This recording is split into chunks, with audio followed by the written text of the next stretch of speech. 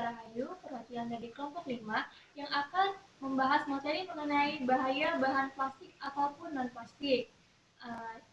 Jenis-jenis bahan tersebut antara lain ada PET, ada PS atau yang biasa disebut sebagai polistiren, kemudian ada PVC yaitu polyvinyl chloride, dan PC yaitu polikarbonat. Nah, baiklah, pada kesempatan kali ini bahan yang akan kami bahas adalah polistiren, yaitu bahan yang terkandung di dalam styrofoam yang sering digunakan sebagai bahan pengemas makanan atau minuman. Oke, di sini saya memiliki contoh bahan tersebut. Ini merupakan contoh styrofoam yang di dalamnya terkandung polistiren. Kita dapat mengenali bahan styrofoam yang mengandung polistiren itu dengan melihat kode angka 6 yang tertera di kemasan tersebut.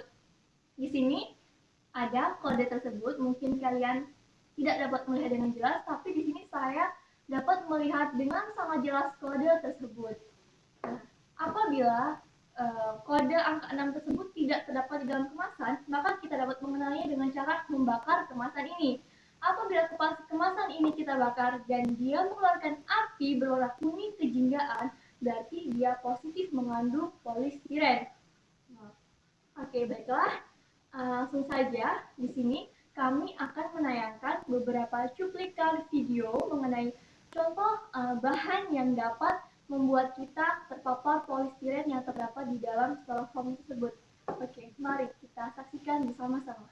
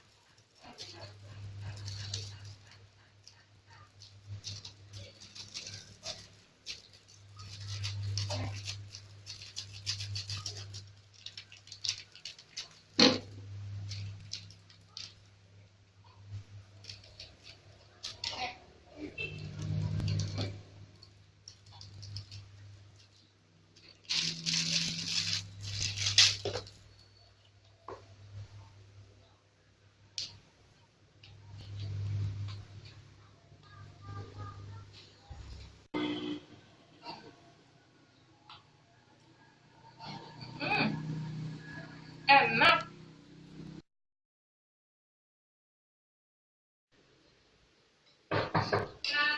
Iya, masuk aja, nggak dikunci. Assalamualaikum. Waalaikumsalam. Lagi apa? Lagi makan nih. Makan yuk. Oh iya, kebetulan aku tadi juga beli makan. Beli makan apa? Di ayam goreng tadi di depan. Kamu makan pakai apa? Ini pakai sop. Mau pakai piring nggak? Enggak, pakai ini aja biar praktis. Masih piring. Ini ada sop masih panas, mau nggak nyicip? Dong. Ini kamu masak sendiri? Iya dong, sip ya. Masih amat ya. Enak nggak? Enak. Ini ayamnya. Iya, bagi ya. Iya. ini kita bahas dulu tentang tahap yang posisi ya, yaitu di mana Benar-benar yang awal ya? iya yang paling awal fase di mana tetrahydrogen dapat diubah menjadi senyawa toksik atau Assalamualaikum. Waalaikumsalam. Sorry ya, kelas. Iya, nggak apa-apa. Udah sampai mana? Sampai sini nih baru bahas yang tahap eksposisi sih. Masih awal kok. Baru kok belum lama. Oh iya, aku bawa makanan loh. Makanan apa itu? Buat gorengan. Ayo dimakan, masih panas nih. Panas, Betul betul ya? ya orangnya.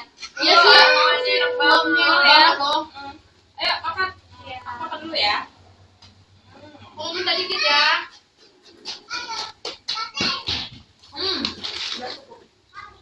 Enak ya?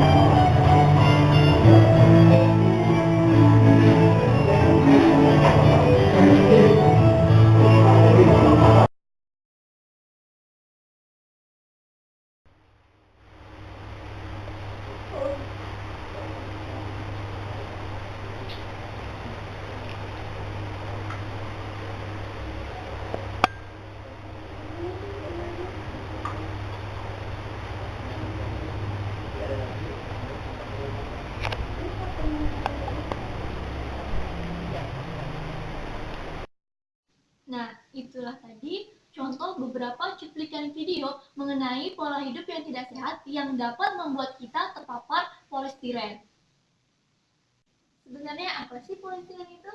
Oke, jadi polistiren adalah polimer aromatik yang dapat mengeluarkan bahan stiren ke dalam makanan ketika bersentuhan dengan makanan tersebut. Nah, polistiren yang terdapat di dalam styrofoam itu terdiri dari butiran-butiran stiren yang diproses dengan menggunakan benzen.